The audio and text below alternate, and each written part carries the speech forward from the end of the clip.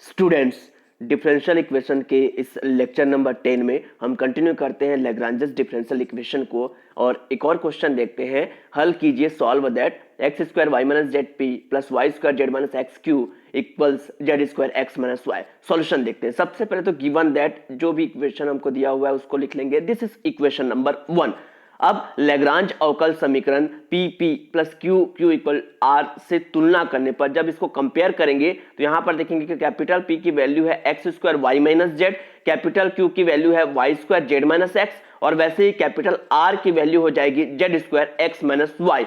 अब हम जानते हैं कि इसका जो ऑक्सिलरी इक्वेशन होता है, सहायक समीकरण, वो होता है dx by p equals dy by q equals dz by r. यहाँ p, q और r की वैल्यू को यहाँ पर पुट अप कर देते हैं। अब यहाँ पर इसके पहले लेक्चर्स में हमने जब इसको सॉल्व किया था तो ऐसा होता था कि कोई फर्स्ट दो अनुपात हम लेकर चलते थे और यहाँ पर x वाला टर्म एक साइड, y वाला टर्म एक साइड, उसके बाद हम उसको इंटीग्रेट करते थे। लेकिन यहाँ पर x और y यहाँ पर कंबाइंड है, यहाँ पर ये बाइफरगेट नहीं हो सकता, अलग अलग नहीं हो सकता। तब हम क्या करेंगे, ऐसा अप्लाई करेंगे। इसको हम ऐड कर रहे हैं 1 by x square d x plus 1 by y square d y plus 1 by z square d z. ये ऐसा हमने न्यूमरेटर में ऐसा एडिशन किया अपॉन, अब नीचे भी यहाँ पर ऐड होगा y minus z plus z minus x plus x minus y. तो ये कैंसिल हो जाएंगे आपस में और हमको क्या मिलेगा, अपॉन में 0। वैसे ही हम इसको इस तरह से भी लिख सकते हैं 1 बाई एक्स डी एक्स, तो एक एक्स नीचे में है अभी भी, plus 1 by y d y, तो एक वाई अभी भी है, 1 बाई जेड डी जेड, तो एक जेड अभी भी है। तो जब ऊपर हमने ऐसा एडिशन किया तो नीचे भी उसी तरह एडिशन करेंगे तो ये क्या हो जाएगा, x y minus z y z minus x z x minus y. उसको सॉल्व करेंगे तो अपॉन में क्या आ जाएगा, 0। मतलब हमको ऐसा एडिशन करना है कि अपॉन में डिनोमिनेटर में क्या आ जाए, 0 आ जाए। तो इससे क्या हो जाएगा, नेक्स्ट लाइन में हम क्या लिख सकते हैं, ये इसकी वैल्यू, ये 0 इधर ट्रांसफर हो जाएगा तो इसकी वैल्यू क्या हो जाएगी, 0। अब वैसे ही इस वाले में ये 0 ट्रांसफर होगा तो इसकी वैल्यू भी क्या हो जाएगी, 0 हो जाएगी। तो यहाँ पर ये दोनों की वैल्यू क्या आ गई, 0। अब इसको हम इंटीग्रेट करेंगे, तो इसको इंटीग्रेट करेंगे x के रेस्पेक्ट में, इसको y के रेस्पेक्ट में, इसको z के रेस्पेक्ट में, तो हो जाएगा -1 by x minus 1 by y minus 1 by z और एक कांस्टेंट ऐड हो जाएगा c1। सेम इसी तरह यहाँ पर 1 बाई एक्स का इंटीग्रेशन log x, 1 बाई का y का इंटीग्रेशन log y और 1 बाई z का इंटीग्रेशन log z और एक कांस्टेंट यहां पर आ जाएगा log c2। इसमें हम c1 की वैल्यू हमने ऐसा फाइंड कर लिया, यहां पर ये होगा log xyz equals log c2, तो c2 की वैल्यू मिल जाएगी xyz। हमको दो कांस्टेंट की वैल्यू मिल गई c1 और c2। तो अभीष्ट हल जो होगा, required solution phi of c1 c2 equal to 0। c1 की वैल्यू रख देंगे और c2 की वैल्यू रख देंगे। This is the required answer. अब एक और मेथड देखते हैं, स्टैंडर्ड फॉर्म 1, मानक रूप 1। मानक रूप 1 में जो भी इक्वेशन इस फॉर्मेट में होगा, f of p q equal to 0, मतलब जिस समीकरण में केवल p या q या p और q दोनों का जो टर्म होगा उस इक्वेशन को हम स्टैंडर्ड फॉर्म 1 कहेंगे। इसमें यहाँ पर लिखा हुआ है कि इसमें केवल p व q होंगे तथा x y z के टर्म्स नहीं होंगे। तब इसका जो सॉल्यूशन होगा वो ऐसा दिया जाएगा, z equals ax plus b y plus c। अब हमारा काम क्या रहेगा, जब इस क्वेश्चन को सॉल्व करेंगे तो हम b की वैल्यू फाइंड करेंगे और b की जो भी वैल्यू आएगी उसको इस z equal to ax plus b y plus c में पुट अप कर देंगे और वही हमारा रिक्वायर्ड आंसर हो जाएगा। क्वेश्चन देखते हैं, solve that p square plus Q square equal to m square. Solution, सबसे पहले तो जो दिया हुआ इक्वेशन है उसे हम लिख लेंगे इक्वेशन 1। अब ये किसके तुल्य है, मानक रूप 1 के तुल्य है। It is equivalent to standard form 1, क्योंकि इसमें p और q का टर्म है, x y z नहीं है। तो इसका हल क्या होगा, solution will be z equal to ax plus b y plus c। यहाँ पर दिस इज इक्वेशन नंबर 2। अब हम क्या करेंगे, इसको डिफरेंशिएट करते हैं। तो del z by del x, इसकी वैल्यू क्या होती है, p। तो यहाँ del z by del x करेंगे तो केवल x के रेस्पेक्ट में डिफरेंशिएट होगा, हमको मिलेगा स्मॉल a, बाकी टर्म्स 0 हो जाएंगे। वैसे ही q that means del z by del y, तो इसको del z by del y करेंगे तो हमें मिल जाएगा b। This is equation number 4। अब हमको a की वैल्यू p मिल गई और b की वैल्यू मिल गई q। अब हम क्या करेंगे, समीकरण 1 से P square plus Q square, इसकी वैल्यू है एम स्क्वायर, पी के जगह पर हो जाएगा a और q के जगह पर हो जाएगा b। यहां से हमको b की वैल्यू फाइंड करनी है। b की वैल्यू आ गई under root m square minus a square. This is equation number 5। अब इस b की वैल्यू को समीकरण 2 में रखेंगे। समीकरण 2 मतलब जो हमारा सॉल्यूशन हमने माना है, z equal to ax plus b y plus c, यहाँ b की वैल्यू को रख देंगे। तो b की वैल्यू रखने पर ये जो वैल्यू हमको मिल गई वो हमारा क्या हो गया, आंसर हो गया। एक होमवर्क है, हल कीजिए p plus q equal to p q. इसमें भी केवल p और q का टर्म है, xyz नहीं है, तो ये स्टैंडर्ड फॉर्म 1 में है। अब एक और मेथड है मानक रूप 2, स्टैंडर्ड फॉर्म 2। इसमें क्या होगा, इक्वेशन में p होगा, q होगा और z का टर्म भी हो सकता है, that means f of z p q equal to 0। अब इसका मेथड क्या है सॉल्व करने का, मान लेते हैं z equal to f of capital x, where capital x is x plus a y. अब p की वैल्यू हो जाएगी इसमें dz by d capital x और q की वैल्यू रहेगी a dz by d capital x। अब ये कैसे आया, इसको भी हम लिख लेते हैं। यहाँ पर p होता है क्या है, del z by del x, लेकिन यहाँ पर z जो है वो x का फंक्शन डायरेक्ट नहीं है, z जो है f कैपिटल x का फंक्शन है, उसके बाद कैपिटल x जो है x प्लस ए वाई का फंक्शन है। तो अब जब हम del z by del x निकालेंगे तो पहले क्या करना पड़ेगा, dz by d capital x, उसके बाद कैपिटल x का x के रेस्पेक्ट में करना पड़ेगा चेन रूल से। तो ये हो जाएगा del z by del x की वैल्यू क्या होगी, पहले dz by d capital x फिर del capital x by del x। dz by d capital x वैसा ही रहेगा, लेकिन कैपिटल x को x के रेस्पेक्ट में जब डिफरेंशिएट करेंगे यहां से कैपिटल x को x के रेस्पेक्ट में, तो क्या मिलेगा 1, तो यहां पर आ जाएगा dz by d capital x। उसी तरह q equal to del z by del y की वैल्यू फाइंड करेंगे तो हमें मिलेगा a dz by d capital x। Question देखते हैं, सॉल्व की हल कीजिए, solve that z equal to p q. तो यहां पर p है, q है और z का भी टर्म है, दैट मींस यह मानक रूप 2 के तुल्य है, it is in standard form 2।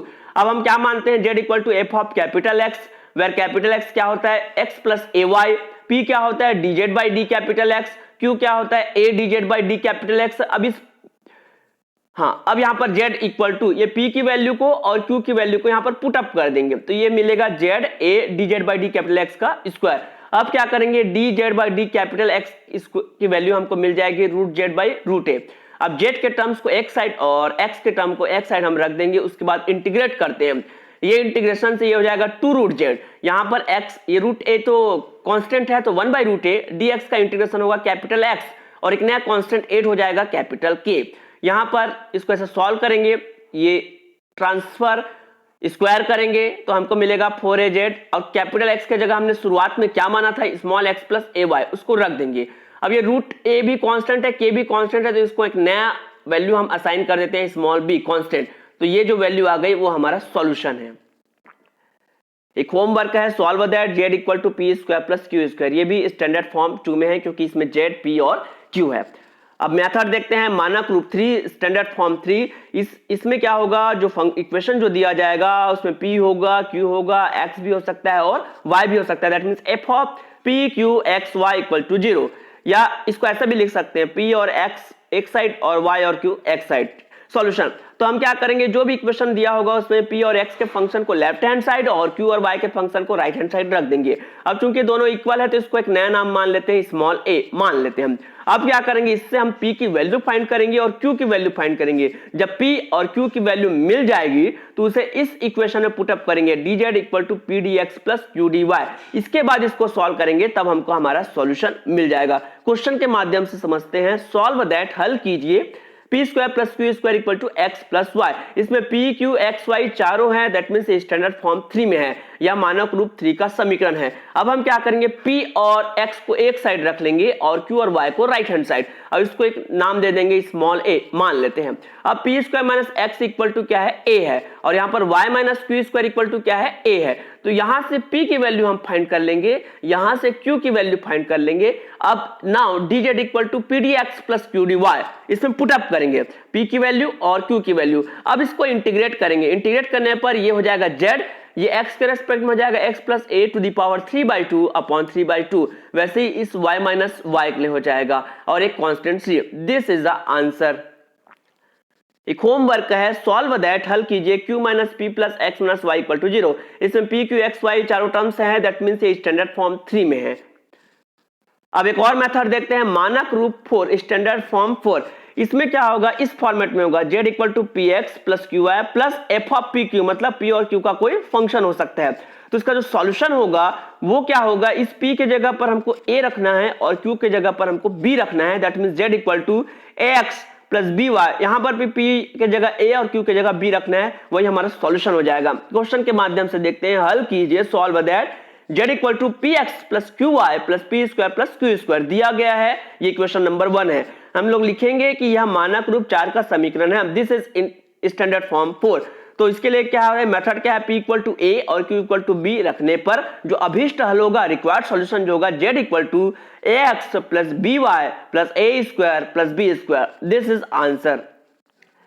अब एक और महत्वपूर्ण इंपॉर्टेंट मेथड है चारपिट की विधि, चारपिट्स मेथड। इसमें क्या होगा, f of x y z p q, ऐसा कोई भी इक्वेशन हमारे पास दिया हो और इक्वल टू 0 हो तो उसे हम चारपिट के समीकरण से, सहायक समीकरण से ऑक्सिलरी इक्वेशन सॉल्व कर सकते हैं। इस इक्वेशन को हमें याद रखना है, DP upon del F by del X plus del F by del Z P equals DP upon del F by del Y plus Q del F by del Z. D Z तो minus P del F by del P minus Q del F by del Q. D X है तो P का term, D Y है तो q का term equal to d capital F upon 0। Question देखते हैं, Charpit विधि से हल कीजिए। अगर क्वेश्चन में दिया है कि चारपिट विधि से हल कीजिए तो उसे चारपिट मेथड से ही सॉल्व करना है, और केवल हल कीजिए लिखा हुआ है, सॉल्व दैट, तो आप जितने भी हम मेथड हमने पढ़ा है उनमें से जो सुटेबल है उसे अप्लाई करना है। चारपिट मेथड्स का भी हम यूज कर सकते हैं। सॉल्यूशन दिया गया है, जो भी इस इक्वेशन हमको दिया है, सबसे पहले तो पी क्यू को सबको लेफ्ट हैंड साइड लेकर आ जाएंगे तो राइट हैंड साइड में हो जाएगा 0। इसको हम नाम दे देंगे स्मॉल एफ। अब दिस इज इक्वेशन 1। अब चारपिट के सहायक समीकरण से, तो चारपिट का जो सहायक समीकरण है ऑक्सिलरी इक्वेशन, उसको हम लिख लेंगे इक्वेशन नंबर 2।